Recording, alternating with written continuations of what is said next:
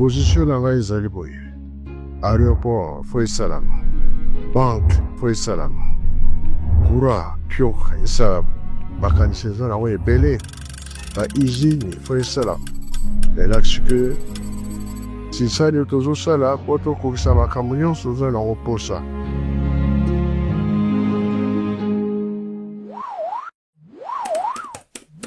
Kintinu Nzambi mumenga kenina bokonzi ya tata Nzambe ezali na makila zinzila za mazulu zisikuka lutala mwana Nzambi ukwiza babanza una matuti mpuku kekwizila zimbasi za Nzambi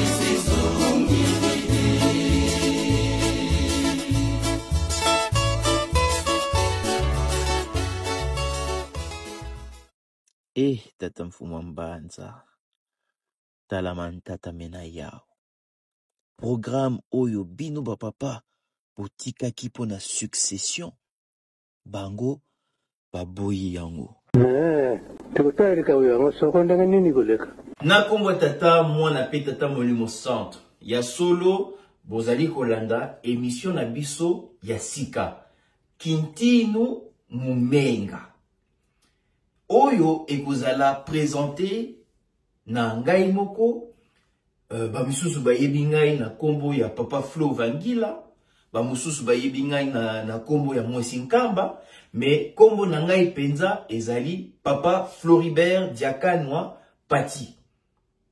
Alors pourquoi Kintinu Mumenga pamba te toye kobeta sete na likambo ya bokonzi ya tata Nzambe.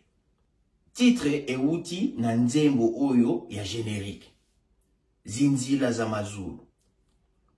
Et na dernier couplet ya nzembo wana balobi boye. Kintinu Nzambi mumenga kenina. Bokonzi ya tata Nzambe ezali na makila.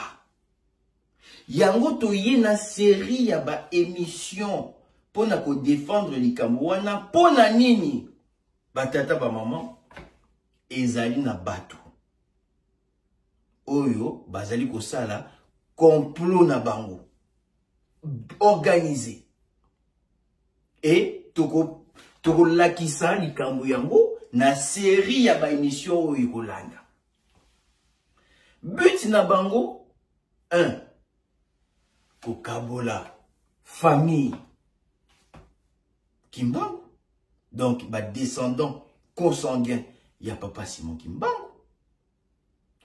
P kofingisa famille wana ba descendant wana po toloba nini o bazamabe malamu bokonzi ya tata Nzambe elongwa na famille wana ekende na famille mosusu. Yango biso toye ko rappeler Kintinu Nzambi mumenga kenina bokonzi ya tata Nzambe ezali na makila toyokana no couple wana ndenge lobi kavena njila kakaluna vukilako yovo kutuma bundu makwiza vavanza Kintinu Nzambi mumenga kenina awonzo kutu senu kwikila lwa vuluzwa mafwaka fulambelwa monamo ingete mfumwame masivika lusonga lwa monamo ingete mfumwame yelendo yavanga kasonga kyo ingeke fumwame lutumu yatuma kalandalo ingete fumwame aje ya kwame walembi kwikila aje ya kwame walembi viluka mamo munzengyaka nuyeyuvulwa tukwikila Mungu zawavuluzwa mamo munzengyaka nuyeyuvulwa tukwikila Mungu zawavuluzwa. Donc elobi boye ezali na nzela mosusu ya kolanda ti oyo kobikisa biso ata mangomba ya ndenge na ndenge koya na mokili. Bokonzi ya Nzambe ezali na makila. Donc biso nyonso tondimela tata po ete tozwa lobiko. Bawei oyo basekwi bomoni bango te. Makamu isi ba miracle oyo esalemi bomoni yango te. Nguya oyo na pesi oyo asaleli bomoni yango te. Kotinda oyo natindaki ye alandaki yango te. Biso pe tozozongisa ingete mfumwami inge do iyo kolona ngai. Donc tozali ko yeba kilikambo ezali ya solo. Ya solo tomonaki ba we ba sekwi. Ya solo tomoni ba miracle. Ya solo tomoni nguya. Ya solo tomonaki ke penza yende mutatinda maki na nkolo Yesu Papa Simon Kimba. Pona nini baninga bobo yikondimela. Pona nini baninga bobo yikobongwana. Maso makotu nama omokolo mwasuka. Tondi melato matobi kisama. Maso makotu nama omokolo mwasuka. Tondi melato matobi kisama. Donc, to yebi très bien qu'ils allaient Papa Simon Kimbango. Ils allaient bokondi na ye. Alors, boni. To banda kopeta ba calcul. Kelika mwana elongwa na famille na ye. Et qu'il ne soit na famille mosusu. Batata ba maman, ezali na sensité. Bokonzi ya tata Nzambe, ezali na makila. Abempane nini ye ngenda akeko kamata isika na tata na ye. Kwa kide ba pesa muntu mususu. Est-ce que ezali ngai muntu aliboso na jumbu sala tata? Yesu ajaki musala ya nani? Ya nani?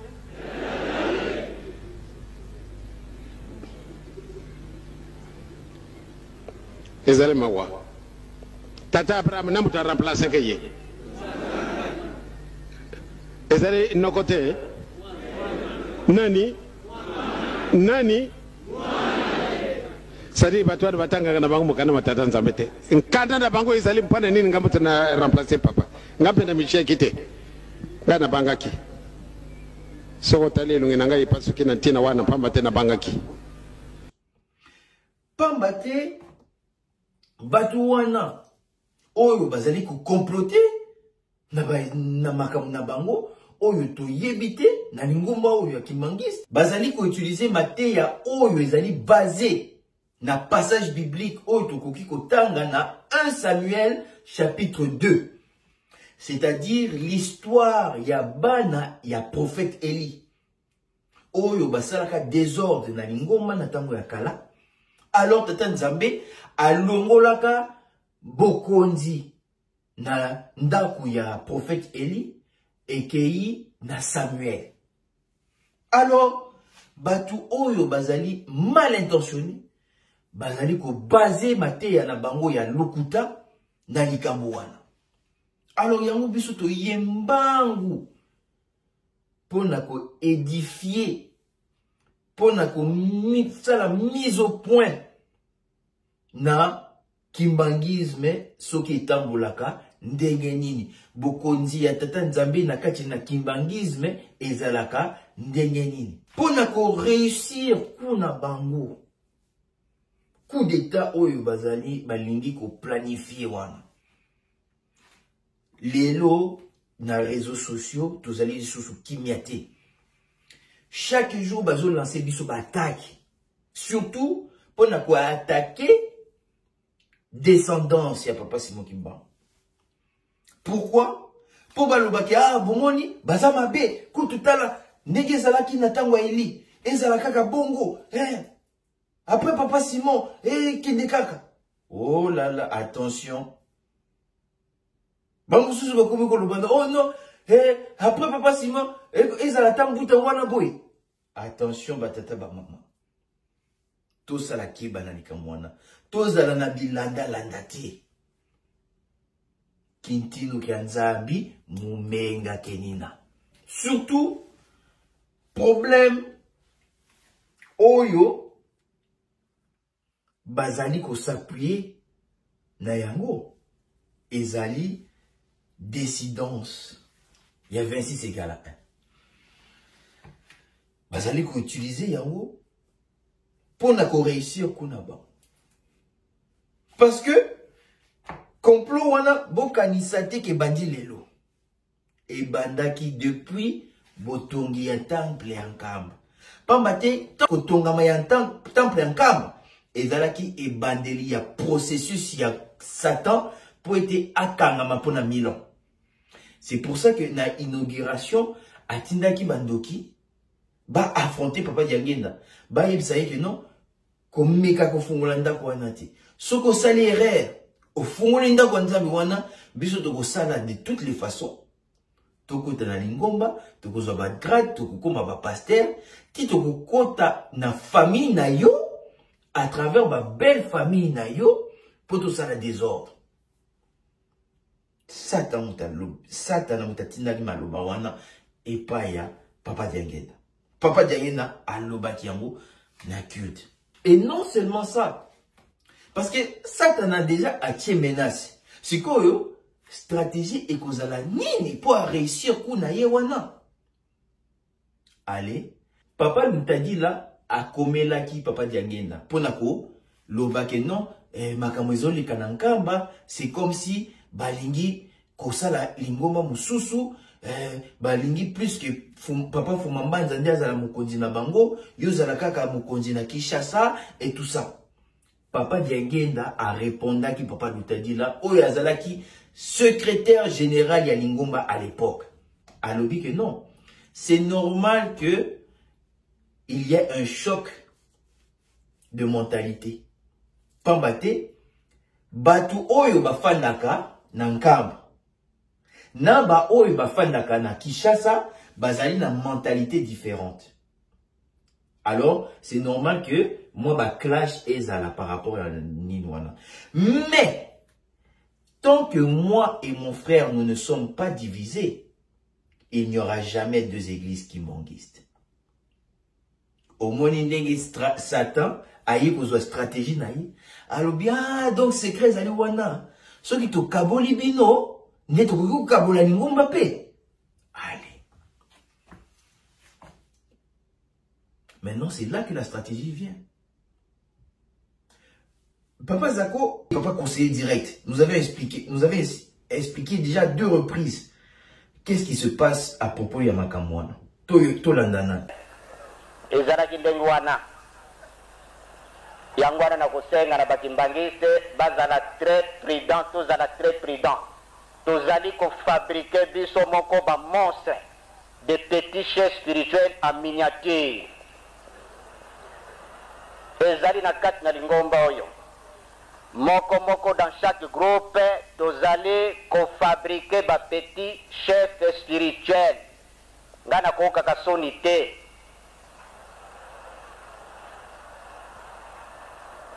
Botika ezali wana, mobulu tozali komona mukoloma lelo, biso batolingaki yango. Pe bazali nanu apaseke baleki na ngai, ba misusu bazali kobenga ngai. Ape yo ya zakwe. Kuna esika pe bazali kuna na bakombo baza kolobaka bazali na bino kuna me bazo tinda kabiso awa toza kokutana na biso na ya basi na ya mibali bomba bazali nyenye nyenye nasopa nyenye nyenye nadoba oluka kamakambo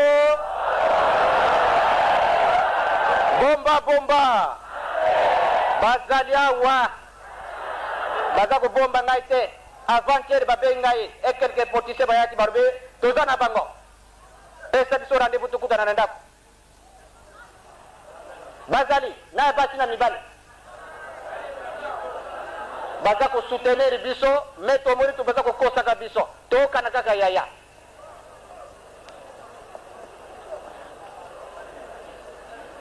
après boye kokosa papa oya kofuka papa ya lukuta c'est du mensonge hypocrisie wana bamama na batata botika comportement wana.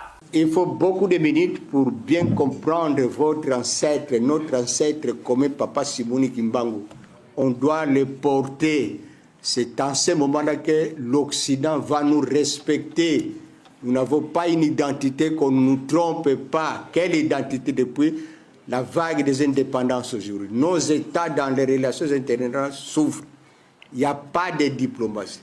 La diplomatie a été faite par Papa Simoni Kimbangu à travers ses enfants. C'est Papa Diangène et Papa qui ont donné l'argent à M. Croquet. M. Croquet, c'est un sujet français, c'est lui maître avocat, parce qu'à l'époque, c'est la BACO qui était le parti politique le mieux organisé, structuré, et que c'est lui qui devrait demander l'indépendance, réclamer l'indépendance. Et c'est les Bako seuls ne pouvaient pas. Ils étaient tout le temps, toutes les nuits en Kamba, à Tchela Boma. C'est Papa qui se recueille parce que le roi Baudouin Ier, sur ce qui a été conclu par rapport aux retombées de 1921 de 6 avril, le grand-père avait dit à son fils qui se recueille, c'est toi qui dois aller le voir. N'allez pas poser des questions, vous lui dites seulement, est-ce que vous êtes d'accord de nous donner l'indépendance spirituelle avant l'indépendance politique? Oui. Est-ce que vous allez nous donner l'indépendance politique? Oui, mais quel jour, quelle date et quel mois? Et pour les Noirs du monde, bref, la dissidence, c'est la machine occidentale qui est restée pour continuer à paralyser. Pour preuve, ils ont dérangé Papa Kisorokele, ils ont dérangé Papa Dalungana, Papa Dangène. Et Papa Dangène, pour qu'il devienne chef spirituel, c'était sérieux, c'est grave. Les ouvrages sont là. Et alors, la dissidence, c'est depuis aux années 1980 que les papas nous disaient qu'il faut faire attention avec tous ces gens qui vous entourent. Papa, pourquoi? Ils sont dangereux. En aimant une coupée, ils sont dangereux. Quand vous allez parler avec l'autre, il vous appelle, viens. Bon, écoute, c'est ton ami, vous vous connaissez comment? Attendez, ne le fréquentez plus. C'est-à-dire, les parents nous préparaient. Ils savaient qu'il doit avoir... Ils ne nous ont pas craché. Ils nous ont dit, vous êtes déjà infiltrés. Papa Dangène a dit, parmi vous déjà, il y a des sorciers. Papa Mbanza disait, parmi vous, il y a des gens qui souhaitent ma mort. Et quand nous nous serons pris, la guerre va commencer ici. Ici au centre d'accueil. Tous les Kimbangis le savent. Ce n'est même pas un secret. Papa Dangène apporte 2 paires de chaussettes. Il dit, ça va commencer dans ma maison, c'est ce que le papa avait dit. Et Papa Lek a fui mon coteau, il est venu dormir ici. Il a dit à tout le monde que maintenant je suis alors locataire ici au centre d'accueil. Papa, pourquoi? Mais c'est parce qu'on a déstabilisé toutes mes installations spirituelles avec lesquelles je communiquais avec mon père. Donc, il savait déjà que la dissidence est là. Mais tout le monde savait qu'il y a un successeur. Et que Papa Simon Kimbangu doit être le successeur de leur papa. Tout le monde le sait. Ils le savaient tous, parce qu'il avait dit ça en 1951. Mais parce qu'il y avait la pression occidentale, et voilà comment la dissidence n'est pas soutenue par d'autres personnes, mais c'est l'extérieur. La dissidence est soutenue à l'extérieur. C'est l'Occident. C'est ceux-là qui sont venus, ce sont eux qui soutiennent. C'est planifié depuis là-bas. Et comme les parents nous ont avertis, on a pris des dispositions. C'est pour ça que nous avons dit, nous n'avons pas peur parce qu'ils ont tout planifié et nous savons là où nous allons. Il n'y a pas à craindre. Il est le chef spirituel, la succession continue. Je dis et je finis. Merci beaucoup. Donc, Tolandi, bah, 2 interventions, il y a Papa Zako. Donc, Satan a utilisé même Bakolon. Donc, a utilisé la stratégie nyons pour Asala tout, Asala nini, Akabola, Libota, il y a Papa Simon Kimba. Pourquoi? Dans le but que, bah, oyo bakotika la nankam, ok. Mais bah, oyo bakokende, bah, sala nini, bah, sala tout, que bah, dénigrer pouvoir yankam. Bah, dénigrer bokondi yankam. Oyo ezali bokondi, même les familles na bango. Parce que, bah, oh, mais t'as la bango moko na famille wana, bazo ye ba valeur, bazo lo baki kutu nankaba kuna eloko ezate, donc, ça veut dire que eloko ezate. Même ça veut dire que même la famille wana eloko ezate. Ah, et ça la nini, et que des cas na famille moussous. Ok, Satana a contrôlé la famille wana. Attention, batata ba maman. Bilanda landa te batata ba maman. Toko ya kokeni na lubwa kupamba. Tous à la très vigilant. Ya mo biso to yé na série d'émissions. Bambate, nenge Papa Zako pe à lobby. Na intervention na moussous. Que nous avons un problème de traître. Et ça la bateau. Bazali ko attiser division. Bazo sala ke non. Bazana nkambo. Zokande nangambu pe bakindaka. Balubara makamususu kuna nangambu. Awa nankamba balubara makamususu. Pona nini? Division ezala makasi. Donc souci ya batu wana ba traître wana que bazana a besoin que baluba ke non. Allez de toute façon na bangambu nyonso to kokani kaka. Na bangambu nyonso kaka descendance ya Papa Simon Kimbangu bazali ya kokokate allez elongwa nango pouvoir na famille wana. Et que ni soki na famille ya mbuta soki nani oyo Satan ko contrôler pouvoir wana. Voir eloko encore plus grave. Bokondi. Il y a ville sacrée, il y a ville sainte. Et déménager. Et ça, le déménagement. Et qui n'est peut-être na Fubu, na Angola. Pour peut-être après, je sais pas moi, na Nigeria. Après, déménager les sous-sous. Et qui n'est na Canada, na Yébité. Là, ça devient le désordre, batata bango. Donc, mission na bango, ko semer désordre na katina lingo. Biso kutu, tozalaki victime. Ya ba traître wana. Na musala oyo tosala ka na ba réseaux sociaux. Tokota ka ba live mingi na TikTok. Pona koteya. Makamu ya tata Nzambe, makamu ya Papa Simon Kimbangu, bon Nzambe ya Papa Simon Kimbangu. Kosala musala ya évangélisation. Des tozali ko utiliser ba réseaux sociaux dans le bien. Kasi to kotaki na live moko. Pensant que eza live ya bandeko na biso parce que to identifier ki que non na live wana ndeko Kingani aza na biso na nkamba. Ndeko Kingani aza na biso na kati na nkamba. Nzokande na koti na live wana na mati ezaki nango guet-apens. Déjà kokuta atmosphère batu bazo finga chef spirituel bazo ko dénigrer nkamba au profit ya bisika mususu ba ville sainte fabriquée. Et maintenant oyo ke ba oyo na kanisa ki wana bandeko na biso ya nkamba bazo fanda boyi bazo fanda nye enga na ye pour la défendre que non wana ville sainte wana mukonzi tout ça voir même bandeko oyo tozali ko kanisa que non wana bandeko na biso ya nkamba bakomi ko attaquer biso il y a dissidence 26 égale à 1. Ils ont déjà réglé. Normalement, ils ont déjà réglé depuis Kala. Tu retiens la bino balément nyos. Mais elo ko ezo sala ke ti elo kaka, toza la confusion, ezali ba manipulation ya bato.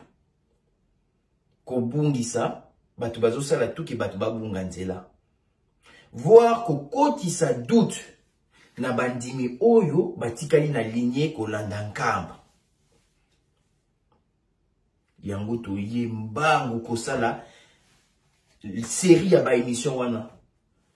Biso to kolobate, pambate problème wana ezaki déjà réglé depuis Kala. Donc biso to kosala nini, musala biso kozala nini? To kozongi sabino ba archive wana, ba élément wana nyonso oyo ezomaka déjà Kala. Pour na kotali sabino ke problème wana ezali réglé. Ba problématique ezali boye. Lingomba, position ya Lingomba par rapport ya sujet wana ezali boye.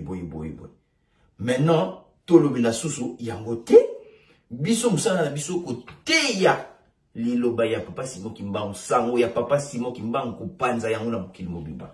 Soki to silisi série na biso ba émission wana nde to kozonge la musala wana o ezali très important. Pambate yango nde ekobikisa loposo mwindo. Alors maintenant, on a bisabino que problème wana ya 26 égale à 1 et ça n'a pas réglé depuis Kala. Il y a un autre la bino élément. Il y a ex-ministre de la justice Oyo a prouvé biso que oui, effectivement, problème il y a 26 égale à 1 et ça réglé depuis Kala. Tolanda, papa, Luzolobambi. Est-ce que l'État, dans sa mission de régulation, est en droit de laisser subsister deux organisations avec une seule personnalité juridique? Y a-t-il deux Oscar Kabamba? Est-ce que l'État peut permettre dans la circulation qu'on ait deux Oscar Kabamba avec la même personnalité juridique? Non, c'est un devoir d'État. Alors qu'est-ce qui va Le principe de l'État est de permettre aux églises de vivre en harmonie.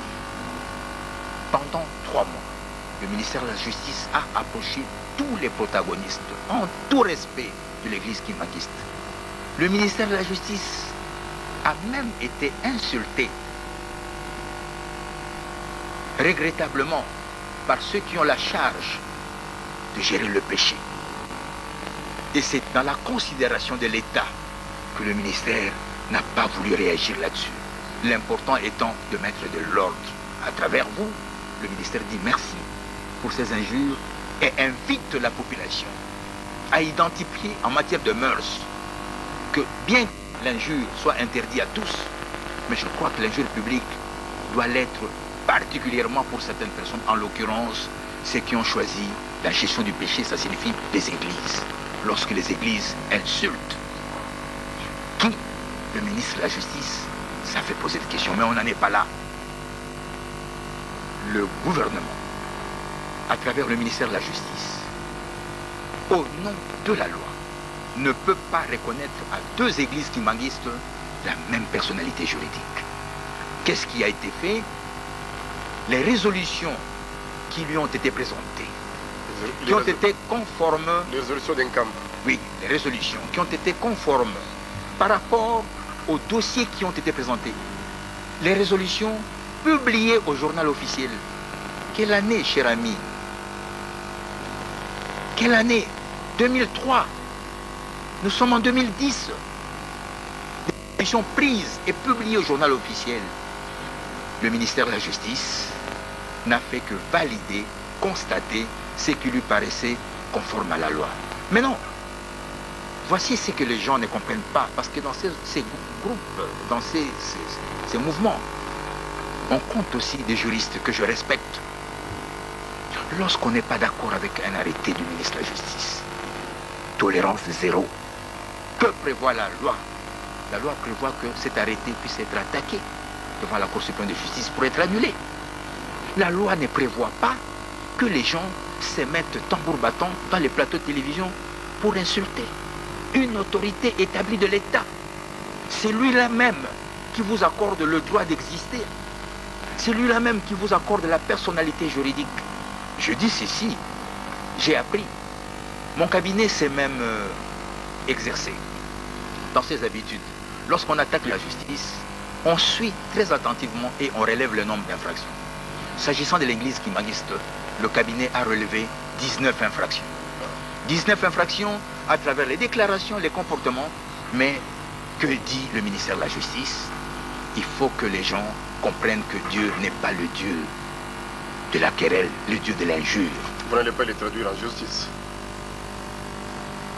En matière d'injure publique, surtout lorsque cela concerne une personne précise, la plainte préalable parfois est nécessaire.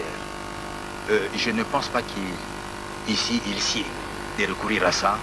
Je renvoie à l'opinion et au peuple congolais qui croit aux vertus du prophète Simon Kimbangu, qui nous a beaucoup inspiré dans notre lutte révolutionnaire dans ce pays. Je ne pense pas qu'il sied de pouvoir régler cette question judiciairement. Et donc, ce qu'il faut dire, au nom de l'État simplement, par rapport à cette situation, que le ministère de la Justice, au nom de la loi, ne peut pas attribuer deux personnalités juridiques de la même manière à deux organisations. Alors, si les gens, si une fraction ne veut pas ou ne se reconnaît pas à travers les décisions prises, elle a la liberté constitutionnelle de se mouvoir en une autre formation religieuse et en solliciter personnalité juridique auprès du ministère de la Justice. Mais le ministère de la Justice ne permettra pas, au nom de l'État, que deux organisations, même nom, même insigne, puissent évoluer, parce que là, ce sera un non-État, parce que le ministère de la Justice, où la loi ne nous permet pas d'être reçu par deux Oscar Kabamba en même temps. Merci alors pour ce qui est de... Batata maman, c'est clair. Yemoko ministre, ex-ministre à l'obi yango. Est-ce que Batata Oscar Bako Zalami balé? Ça ne marche pas. Église Kimbangiste et Koki Ozalami baleti. Ezali kakamoko. C'est social na yango ezali nkamba. Yelu selemi yasika. Bokonzi wana ezali bokonzi ya Tata Nzambe.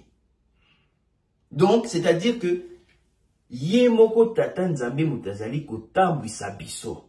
Ndenge salamaki na tambu ya bana Israël.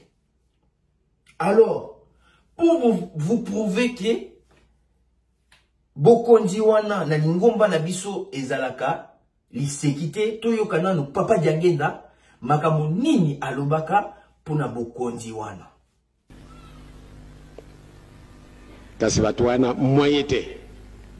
Esika baba ndi kutuna. Esoko diangenda kufina nda ko remplacer. Yo yakaka na kutia yo esika wana. Yakaka. Yakaka na kukamata pesa tutu kiti yango vanda na yo. Tete bilumbi kwa ukalana nani zaidi. Banga bakanisi soko yekole mingi ndio kufanda na kitu wana. Esala kandenga wana te. Batata ba maman biso nyoso to landi yango. Papa diangi na lobike yaka kofana na yo. Soki kiti wana eza ya yote yaka kofana na yo okosala pas plus de 3 jours. Mais Mokondiaboule, papa Simon Kimbangu Kiangani a sali plus de 24 ans. Nabokoti. Depuis le 26 août 2025, ça fait 24 ans que sa divinité, papa Simon Kimbangu Kiangani, est chef spirituel de cette église. Nalingo Manabiso, déjà Nkamba, Ezali, lieu saint hautement sacré. Donc, Ezali Sikamoko, spirituellement, ça veut dire que Moutupamba Tekaka akoki ko botola bokonzi yankamba. Nakamba kuna, voilà l'ulendo zali. Voilà l'ulendo, pour expliquer bino force voilà l'ulendo. Herba kangaka papa Simon Kimbangu. Voilà l'ulendo et tikalaka na lukengo. Et pas ya papa Thomas Touvouvam. ba colon belge ba yaki ko comprendre que ah voilà lulendi wana nzete wana papa Simon Kimbangu abana ko salela ezali pa ya papa Thomas alors basali tout ke ba botola yango na maboko ya papa Thomas bakena ndako na ye ba menacer ba beti ba mbata tout ça ti basali tout ba botoli yango bakena yango mindele bakena voilà lulendi bakena yango voilà ezongi nango yango moko bakeli lisusu pour la deuxième fois le même phénomène voilà ezongi yango moko bakeli lisusu pour la troisième fois voilà etomboki ezongi etumbi ndako pona kolakisa ke voilà ba yibaka yango te basalelaka yango coup d'état te. Alors, le chef spirituel, yemuta simbi nkamba. À partir ya nkamba, toyoka yemoko, Papa Solo a expliqué biso importance ya mutu oyo azali ko gérer nkamba. Nkamba, parce qu'Nkamba est la base du kimongisme. Du coup, on peut directement dire que c'est là, à partir d'un Kamba, qu'on gère les âmes de tous les kimongistes. Donc la responsabilité de gestion de l'âme du kimongisme se fait ici en Kamba. Si papa sort, par exemple, et qu'il laisse la responsabilité d'un Kamba, comme on dit couramment, la surveillance d'un Kamba entre les mains d'une personne ou d'un de ses enfants, c'est que cet enfant-là a la responsabilité de gérer toutes les âmes des kimongistes, pardon. Donc, batata ba maman, Kamba ezali ko gérer milimo ya ba kimangiste nyonso na mokili mobimba. Yemoko Papa Solo alobaki. Yango lelo tolobaki série ya ba émission ezolanda. Bisote batutokolo. Ba élément ba archive ekoloba na yango moko. Biso ba landi ya émission tozala ba juge. Nzela nini tokolanda? Est-ce que vraiment toko kende musika na nkamba? Ou bien toko sala tout tozala ligne moko na nkamba? Oyo tolobeli Kintinu Menga ezali Kintinu ya Papa Simon Kimbangu. Donc ekotikala na Menga ya Papa Simon Kimbangu. Bokonzi wana ya Tata Simon Kimbangu ezali bokonzi ya Tata Nzambe. Pourquoi? Pambate toyebi ke Papa Simon Kimbangu yende balakaka biso epa ya nkolo Yesu. Ete ye lokola zo alobika kozonga na ye ekozala esengo na biso. Pambate akosenga Tata atindela biso mosungi mosusu molimo mosantu oyo akofanda na biso libela na libela. Et déjà avant atika biso asalela biso démonstration wana ya schéma spirituel wana. Et c'est pour ça que herba azo mema ekuluzu na ye bazo beta ye makofi tout ça bazo fouetter ye tout ça akoka kite akweye bake ko benga un certain Simon de Cyrène asunga ye ba mema ekuluzu wana. Kasi batata ba mama, quelle est la signification de la croix de Jésus? Ekuluzuana ezali la signification monene. Ce n'est pas n'importe qui peut porter ça ou qui pouvait aider Jésus nkolo Yesu à memayango. Yango Simon de Cyrène, les Cyrénéens, bazaba peuple noir à l'époque. Alors ning baloba ki na Bible Simon de Cyrène, balingi baloba Simon mutu mwindu. Simon oya mutu mwindu. De totanga Simon de Cyrène. Vous comprenez? Donc, Simon de Sirène, Yekaka, Papa Simon Kimbangu, ndenge toyokaka na nzembo ya ebimakala santu. Est apparu un nègre africain que l'on prit de force pour porter la croix derrière Jésus. Nzembo elobi, oui papa Kimbangu, nous t'avons reconnu. Donc Simon de Sirène, papa Simon Kimbangu. Yango, yekaka fala mema et Koulouana parce que c'est lui qui allait faire la continuité ya musala ya kolo Yesu na mokili.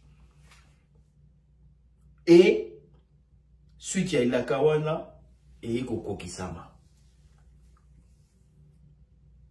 Ndenge zalaki na tangu ya nkolo Yesu ba prophète basako laki koya ya nkolo Yesu. Ndenge pe mama Kimpa Vita Ndona Beatrice asakolaki koya ya papa Simon Kimbangu. Alobi ngai bokoboma ngai kasi oyo akobota na nord ya Angola Kimbangu bokosala eloko te. Effectivement, papa Simon Kimbangu abotami na 1887. Signe oyo elakisamaki na barwa mage était étoile ke mokonzi aye. Yango signe pe eye ko lakisama na 1910. Ye moko papa Simon Kimbangu alobaki na ko bota malisusu na 1918.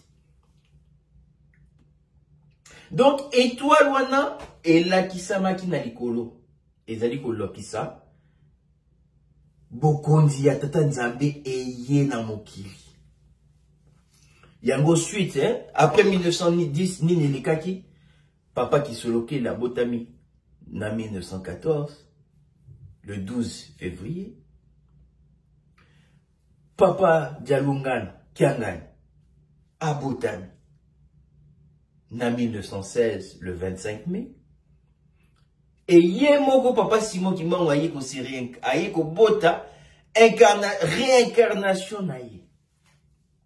Papa Diangenda Kuntima abotami le 22 mars 1918 pour clôturer l'accomplissement de la prophétie.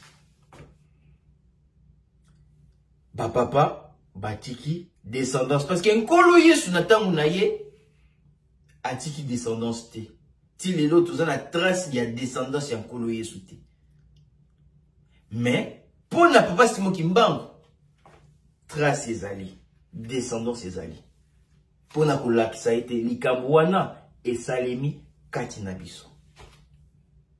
Mais ceux qui biso moko tozali ko dénigrer bokonzi wana ezali pasi batata ba mama. Ceux qui biso moko yo olati kombo ya Kimbangu. Obengami kimbangiste. Mais vous allez dénigrer pouvoir yankamba. Et vous allez passer. Biso moko vous allez saboter. Likabo oyo. Nous allons à piscine à biso.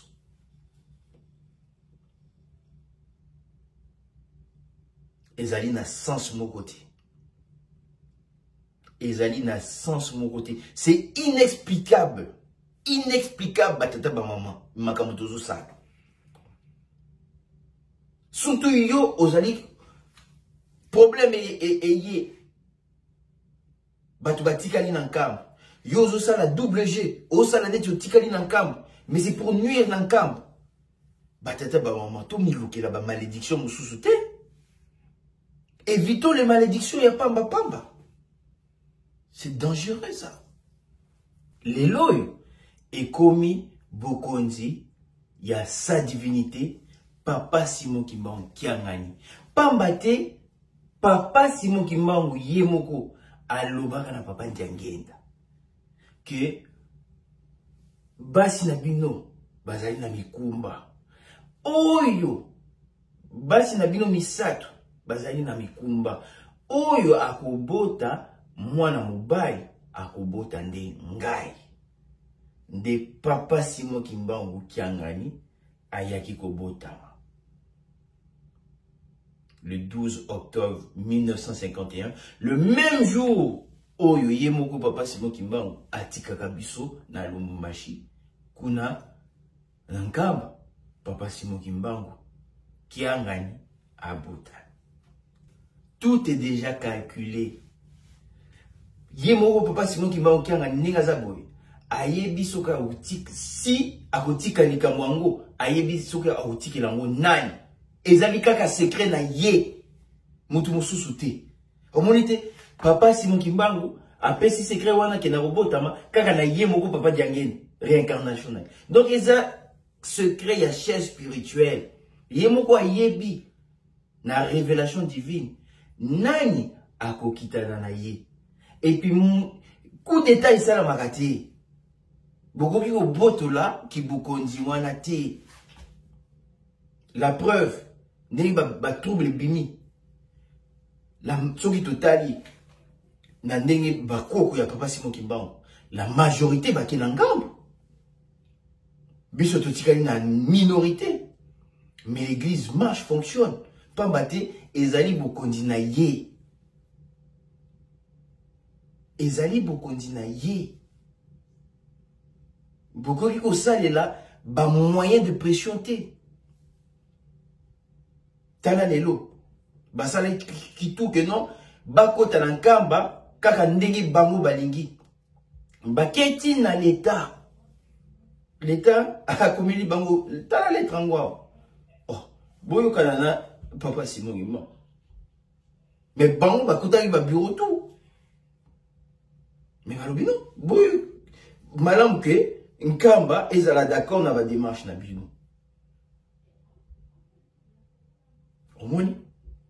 La majorité est partie. Mais qui reste en position de force? Angola eko sabinote. Awana Canada eko sabinote.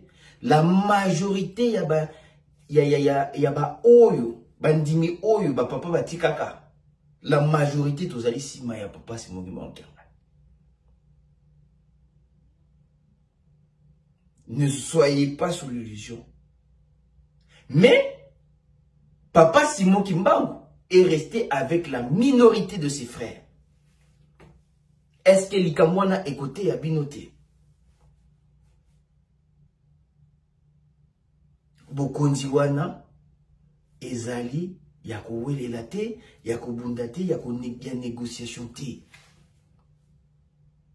La preuve, ma conseillère directe Marie Mwilu Diangenda atikali nankamba ponani tolanda masolo na ye mama Mwilu na papa Tukemboso tolanda yango nakolo balabino masolo nazaki nango na mama Marie Mwilu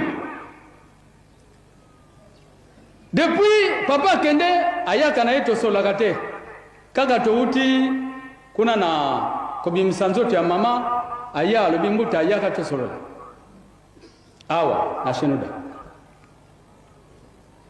alobaki na ngai abi Ndatukemboso ngai kaka mwana nazaki na chance ya kozala esika tata apesaki pema na ye ya suka ngai nazalaki po tata tango alongi Kinshasa ye na Genève ngana tiki ndako na ngana France na ko fanda kuna epai azalaki alobaki na ngali kama alobi ete mama yo ozwa kombo ya mama na ngai dongo zali mama na ngai na kolobano likambo moko ngai na komi kokenda mwana na ngai tata mutu akotambusa lingomba kasi akozala na pasi bitumba ya munene ekobima bitumba munene ekobima batu bakozala na ntete mpona kobundisa bitumba yango bino bana oyo biso toboti bino batu bakobundisa mingi tata Yo mama na pesi yo matei komeka kozala sima ya bandeko na yote zala sima ya tata pona nini tata kozala ye moko me akolonga bino nyonso mpona nini mvoila ya Yesu ekozala na maboko na ye soki bozali kolanda kintinu mumenga bozala pena disposer bozala pena tête reposée parce que biso toko bombarder bino na ba éléments toko bombarder bino na ba preuve pombate to lingi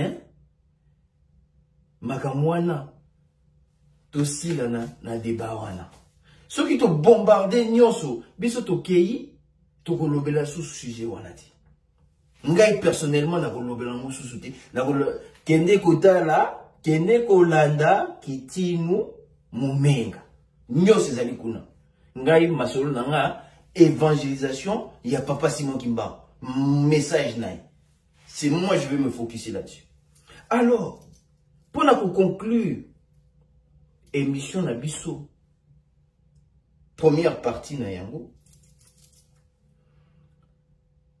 c'est clair que les Camboya 26 ils ont réglé depuis Kala. Mais eloko ezali kosala pasi c'est que biso to fundarati na l'état ba yebi ke église qui mangise eza kaka moko partout ba yebi ke église qui mangise eza kaka moko direction Nkamba eloko ezali kosala pasi c'est que lokola biso to funda na kate yango bango bazali ko évoluer ndenge bazali ko évoluer sans koluka personnalité juridique na bango et bango pe ba koluka te koluka personnalité juridique pourquoi parce que ezaneti ba pesi biso raison na Nkamba ke ya solo wana eza susu lingomba ki mangiste te. Vous comprenez un peu la problématique ici. Et à part ça, ce qui te tangi histoire, il y a l'ingomba toyebi ke natango ba papa, plus de 40 tentatives et salamaka pour la kokabola lingomba. Ba tupi ba kenda na bam. Mais lingomba etikala kaka moko. Et puis na ba série wana confusion etikala maka kozala kati. Mais pourquoi les lots confusion ezali? Parce que nenge to bandaki émission complot ya Satan. Balokaki nini libota ya papa Simon Kimba e kabwana. Pona parti moko ya libota et a prié division wana. To communauté wana ya 26 égale à 1. Donc, o ezali ko appuyer yango, ezali majorité ya bakoko ya papa Simon Kimbangu oyo batikalaka. O tutikali na bango pardon. Vous voyez? Et c'est ça maintenant qui sème un peu la confusion chez les gens. Mais oh, comment que bakoko ya Simon Kimbangu me bazaba Kimbangiste était? Oh donc non, église eza mi balé, non, église eza karamoko. Mais le coup là to funda kate yango parce que dans ma famille mususu ba problème ya succession ezaka na ba famille mususu mais ba samba kana tribunal après ce qui ba sambi problème wana to yoka ka susu te mais ah to zo kango ti 23 ans après parce que to funda kate. Donc on peut seulement compter sur la bonne foi ya bandeko yangam Kebaluka, personnalité juridique là-bas. Vous voyez la problématique un peu qui sème la confusion. Mais ezalité que yo mondimi ozala confus na makamwana yango me kintinu mumenga eyeko éclaircir opinion. Pour na kolakisa que problème wana eza déjà réglé depuis kala tolana. Mais malgré cela depuis 23 ans, tu as expliqué le Kambwango. Mais batu balingi ko comprendre été. Et ça ba mususu, bazo courant na ba information nyons. Mais balingi na bango ko comprendre té. oh non, bon négocier kaka. Oh, li kabo ya tata nzambe négociation ezalaka te. Ezali principe. Dieu, depuis ebandeli, azali na principe wana. Il y a humilité. Principe, il y a humilité wana ezali nini. Déjà un. Yezali nzambe. Ma pesi biso bi kela munaye. Le libre arbitre. Donc ça veut dire que tozali na droit ya kusala makambo oyo biso to lingi.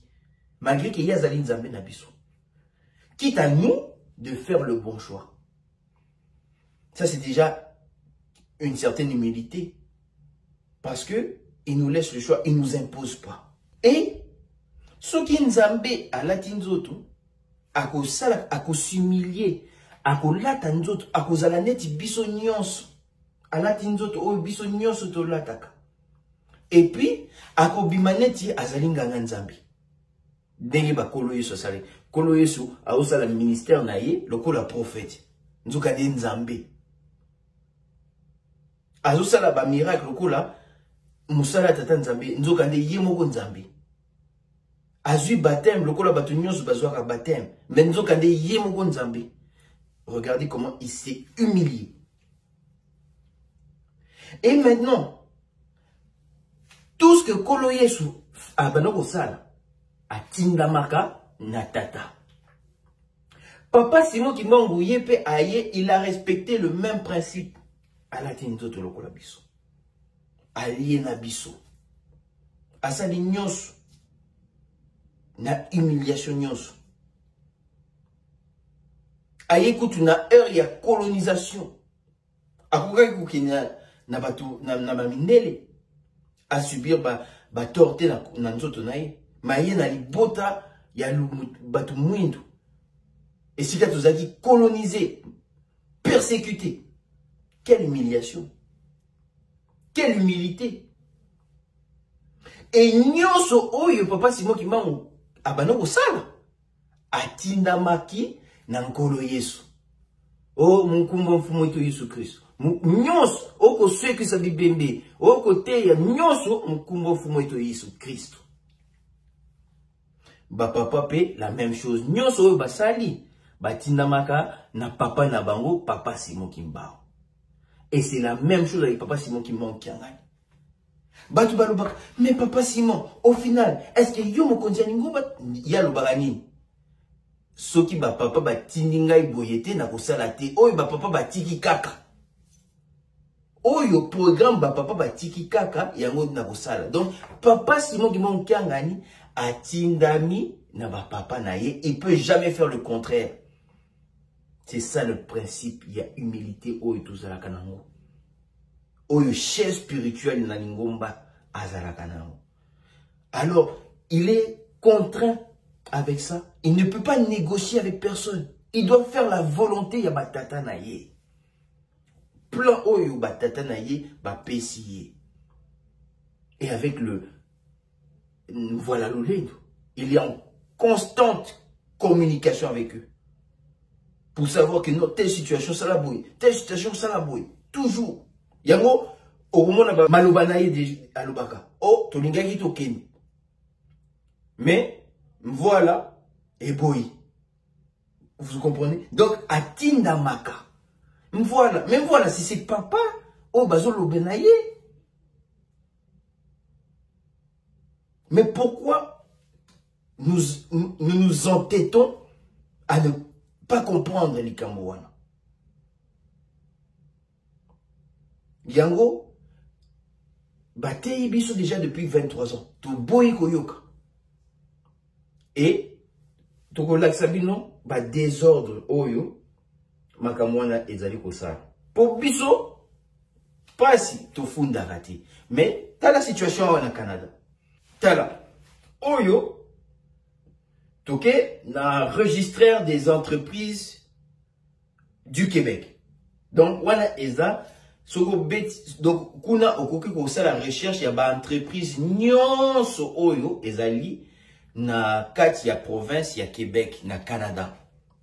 Et donc église zawana ba compagnie zawana. Alors soko beti kimbangiste bota la makamozo bima. Donc tozali na église de Jésus-Christ sur la terre par son envoyé spécial Simon Kimbangu. Wana ba oyo basalaki reconnaissance en nous. Papa Landu Wandungasa. À l'époque, n'ayez témoignage à Pesarabiso, défunte maman Nabiso, abanako booster maman Vangila. Poli, abanako booster que nos photos sala. Mikanda, yalingomba avant que nanga mbasala. Sinon, et qu'on la passe. De yango, chose étonnante, basali yango na 97 déjà, démarche na bandi na 97 et comme officiel na 98. Mais l'ingomba dans le 26 c'est ça la makité.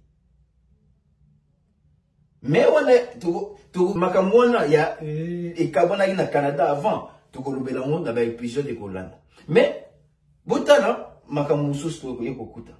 Alors mikanda wana papa land. Lokola Nakala, déjà Nakala, bomaki ba nation. Donc, ba paroisse et komaki autonome, Nankam. Et autres répondent Nankam. Alors, maintenant, ils ont paroisse ya Montréal, oh, yé, papa là, nous allons tambusa, des alliés ko salela, mikandawana. Alors, ba paroisse nous sous yé ko bimasima, c'est normal, tous mon ayango, tous la paroisse Montréal en jour. Tozana, paroisse Saint-Hyacinthe, c'est normal que basa la mikanda pour rendre des comptes na gouvernement québécois, il y a Canada, et rendre des comptes de manière autonome selon l'administration de l'église, Nankam. Alors c'est normal que EJCSK, paroisse ya Montréal, ils allaient ça les laïago, paroisse de Saint-Hyacinthe, azali na mikanda na ye, paroisse, il y a Montréal Anjou, Azali na mikanda naï. Donc Montréal Anjou, papa pasteur Patrick Foukakanda, Saint-Hyacinthe, papa pasteur Claude Mokeba.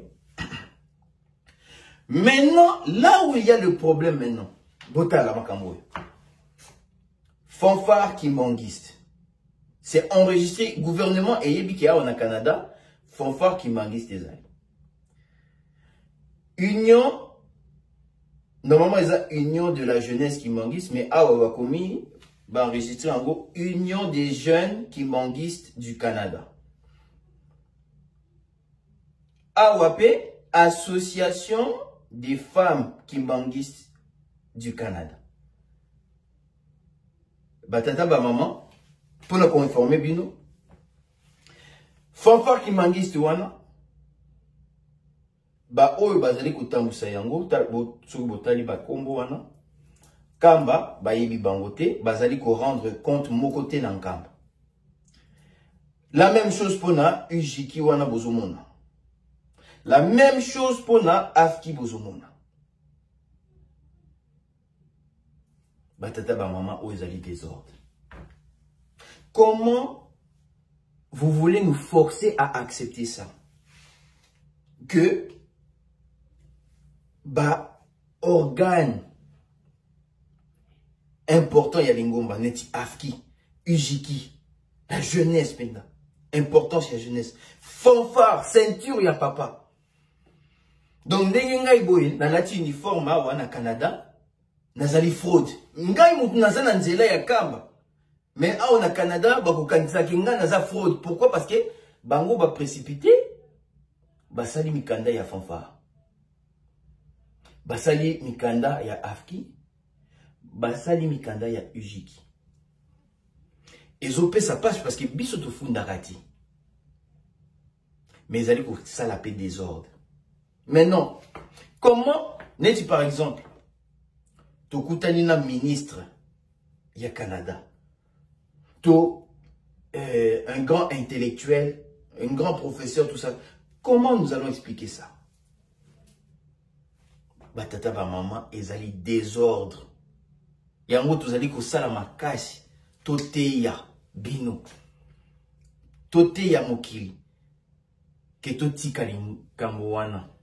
Utilisation abusive ya ba label ya église. Parce que ça crée du désordre comme ça. Donc, beaucoup ça là, lingomba, utiliser identité ya lingomba, utiliser ba uniforme ya lingomba, utiliser ba organe administratif ya lingomba, ba kombo wana, sans rendre aucun compte au chef spirituel, ni à la ville sainte d'un camp.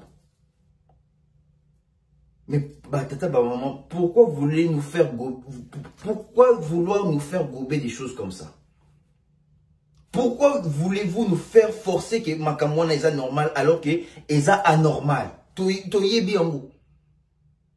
Biso nyonso soki to saleli kimbomoto na biso, toye bi ki makamwana e ko tiko sale maté. Mais pourquoi nous forcer à tolérer makamwana ngi wana batata ba?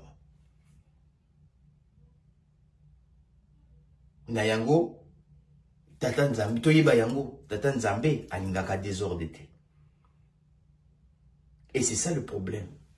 Pourtant c'est un problème qui, on vient de vous l'expliquer, c'est déjà réglé depuis longtemps. Mais pas si le kola to funda kate bande comme sous bazali ko profiter ko sala nengi balingi. Ezali passe.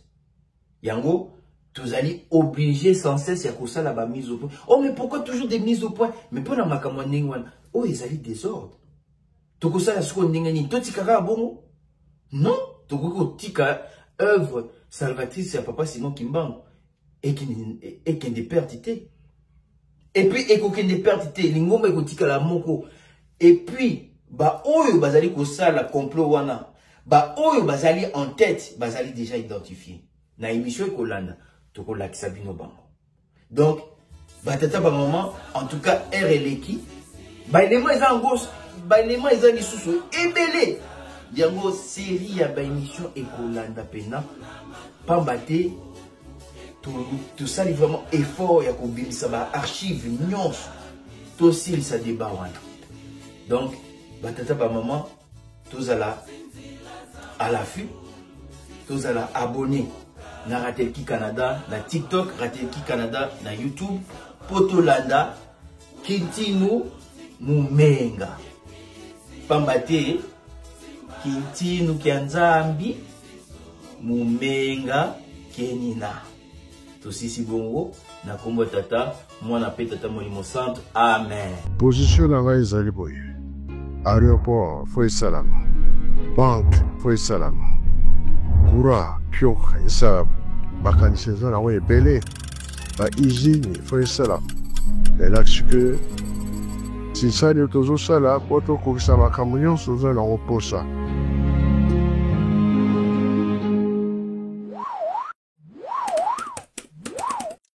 Tata mfuma mbanza, talaman tata mena yao.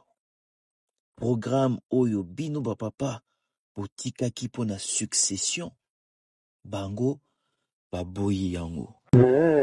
Tukutari kawe yango sokondanga nini kuleka.